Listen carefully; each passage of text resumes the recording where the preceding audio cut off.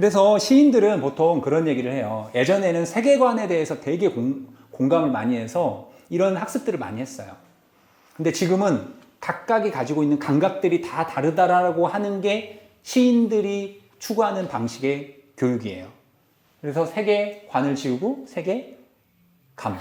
이때 이 감은 뭐냐면 통각이에요. 통점. 자, 예를 들면 선생님의 통점이 있고 우리 선생님의 통점이 있을 거잖아요. 같을까요? 다르죠. 그러니까 여기 선생님이 중학생이야. 이럴 친구 막 때려. 톡톡톡. 근데 장난이었어. 근데 아팠어. 그러면 걔가 학교 폭력. 그러면 저 그런 적 없는데요? 서로 통점이 다르기 때문에 그래요. 그래서 문학은 서로가 가지고 있는 그 통점들이 있는데 그걸 합쳐서 공통점을 찾아내는 작업들이에요. 그래서 그 진은영 시는 마음의 손가락에 달려 있어서 서로가 서로에게 그 감각들을 어루만지는 일이라고 그랬거든요. 근데 우리는 보통 내 감각만 생각하잖아요. 그 공통점에 대해서 고민해 보는 거. 이게 사회적인 합의의 문제이기도 합니다. 자, 이 얘기, 저는 할머니들 모시고 그래서 그림 수업을 해요. 시 그림 수업을 하는데 이게 이 앞에 교실에서 하는 겁니다. 이렇게 할머니들 모여서 하는데요. 첫 시간에 제가 할머니들에게 과제를 내는데요. 이런 과제를 냅니다. 세상에서 가장 아름다운 것을 어머니들 떠올려 보세요. 이렇게 물어요.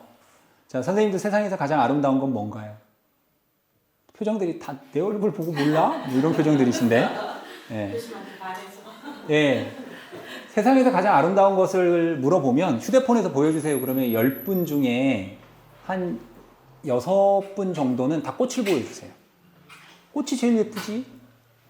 3, 4분 정도는 자기 자식 사진들 보여주고 그래요. 그리고 이제 한 분 정도들 있잖아요. 자기 사진, 약 드셔야 되는 분들. 이렇게 하면서 자기 사진 보이면, 뭐 몰라서 물어요? 이래요. 그러면 저 수업 못 합니다. 못해요.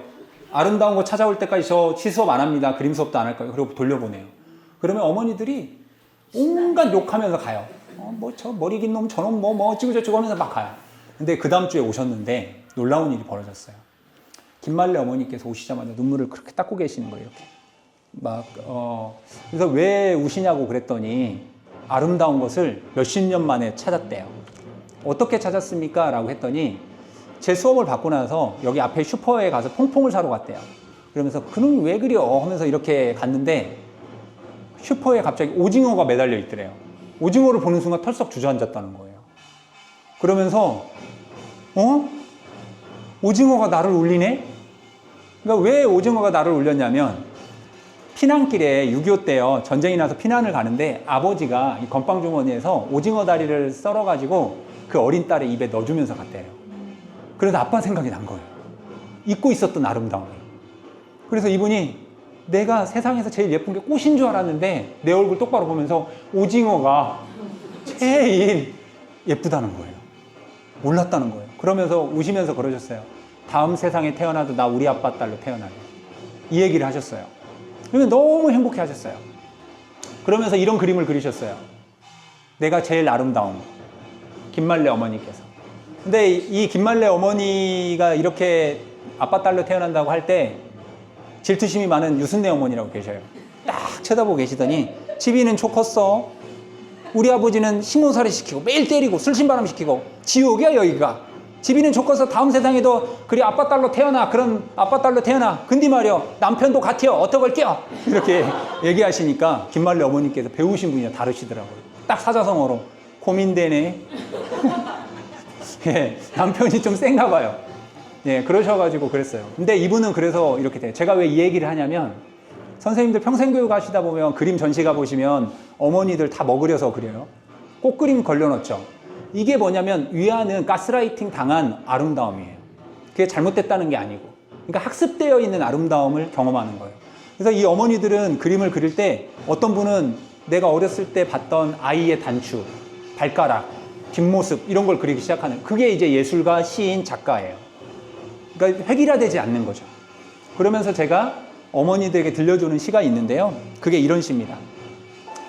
저녁은 모든 희망을이라는 이영광의 시인이에요.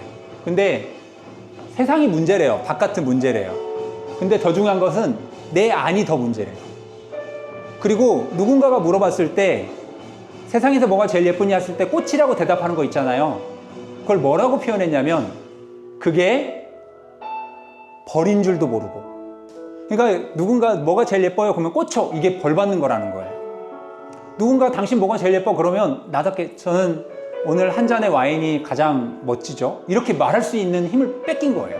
근데 시인들은 그걸 얘기를 하는 거죠. 뭐가 제일 예뻐요? 그러면 저는 술 빚는 이 누룩이 제일 예쁜 것 같아요. 저는 치즈가, 저는 시계가, 이런 힘이 사라져버린 거예요. 그래서 이용광 시인은 나에겐 죄가 있대요. 그러니까 전생에 얼마나 큰 죄를 받았으면 결국 이 세상에 와가지고 당신 뭐가 제일 예뻐 했을 때 꽃이요라고 똑같이 얘기하고 사냐는 거예요.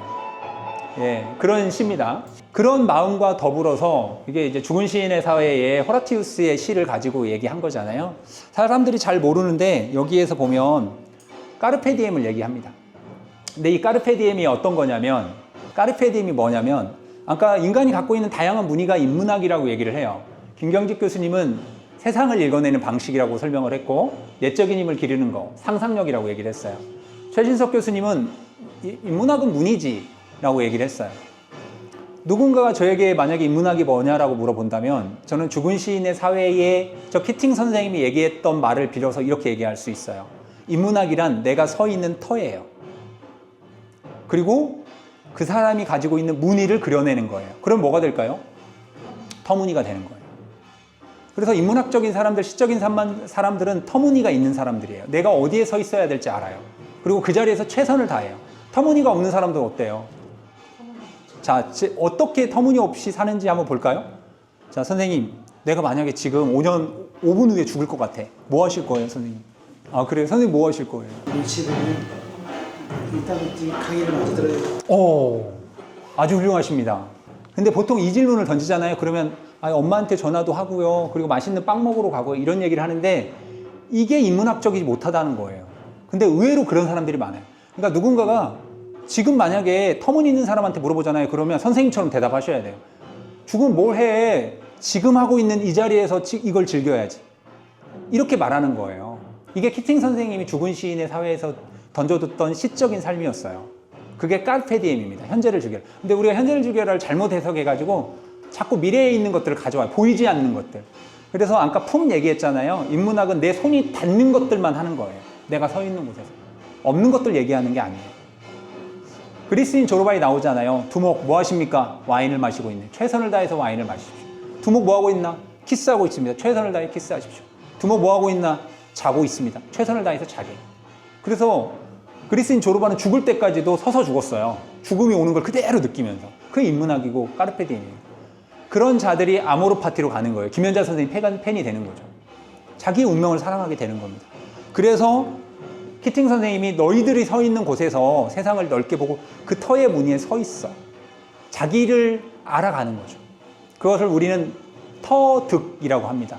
내가 서 있는 곳에서의 뭔가를 아는 거. 나라는 전문가가 되는 거죠. 까르페디엠은 그래서 터무니는 뭐냐면요. 지금 이것이 너를 죽인다더라도예요. 지금 당장 죽이는데 뭐 없는 얘기를 해요. 그게 행복이 아니라는 거죠. 시적인 인간들은 그래서 항상 내가 서 있는 그 자리에서 내가 손에 닿는 것만 얘기하는 거예요. 그래서 시를 쓸 때 보시잖아요. 그러면 그리움에 대해서 써보라고 하면 보통 분들이 어떻게 쓰시겠어요? 그립다. 저기 떨어지는 저 낙엽이여 내 마음을 지려밟고 뭐 이런 얘기 쓰는 거예요. 그런데 진짜 터무니있는 사람도 뭐라고 쓰냐면 내가 손 닿는 그 거리에 노트북이 있다. 이걸 꺼버리면 내 삶도 꺼지겠지. 하지만 다행이다. 아직 전기는 들어온다.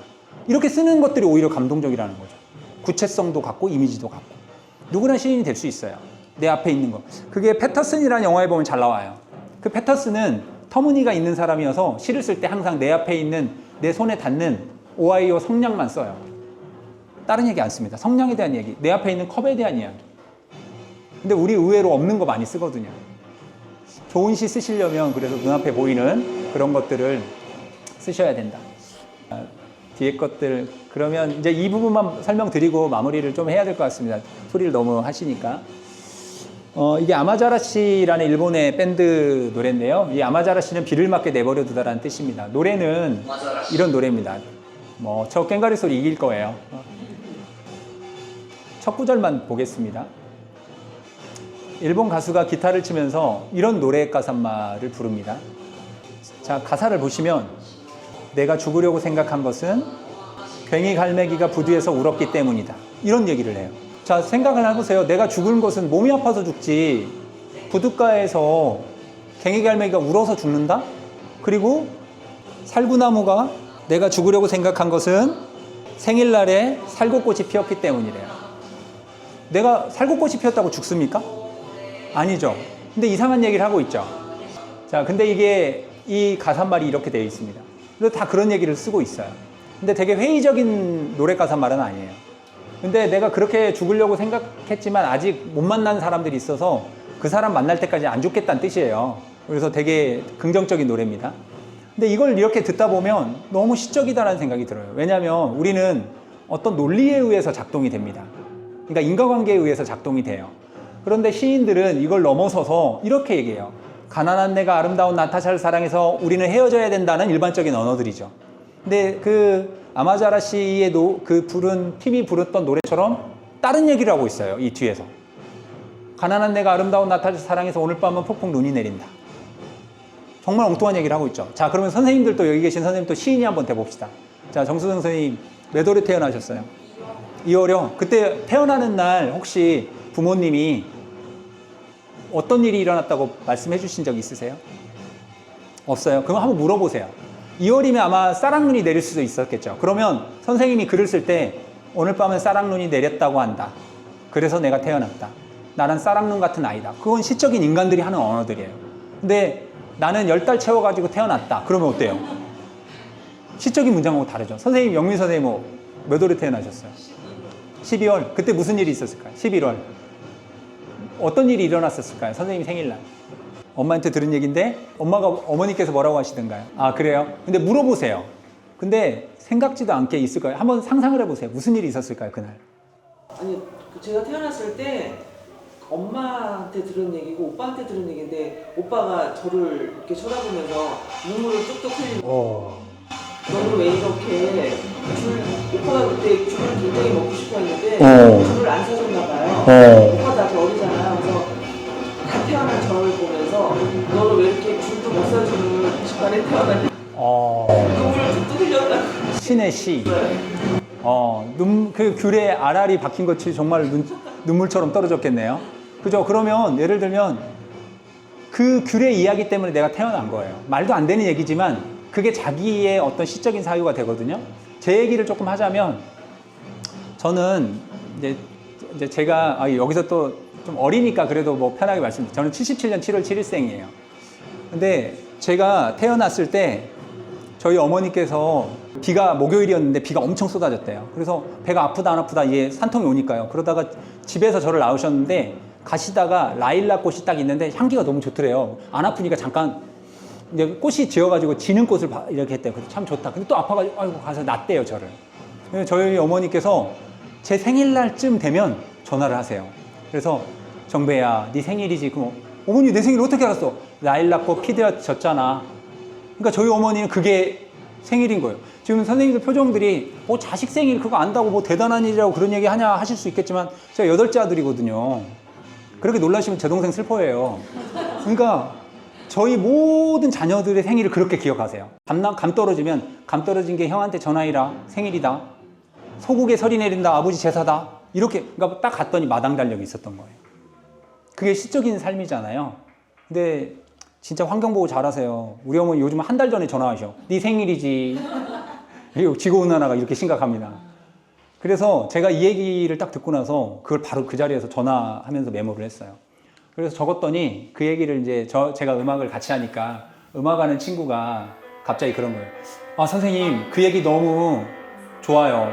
노래로 바로 만들게요. 그래서 만든 노래가 이 얘기예요. 제 얘기예요.